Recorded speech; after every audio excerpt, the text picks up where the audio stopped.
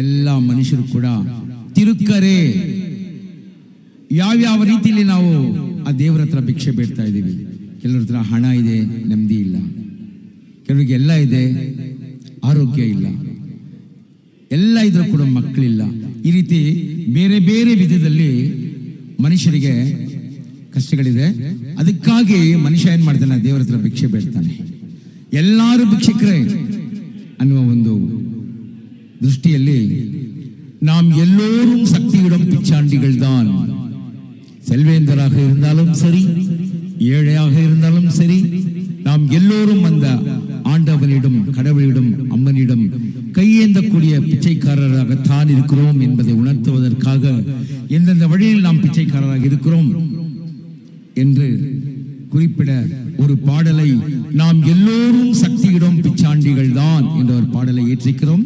தற்போது இப்பொழுது இந்த பாடலை பாடுகின்றோம். சுவாமிகள் இந்த பாடலை கூர்ந்து கவனிக்குமாறு நான் கேட்டுக்கொள்கின்றேன்.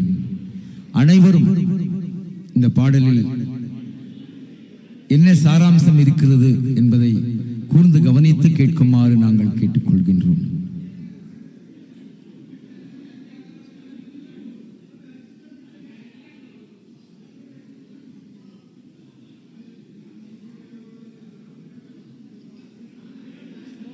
பாடி அம்மா என்று போற்றும் நாம் எல்லோரும் சக்தியிடம் பிச்சா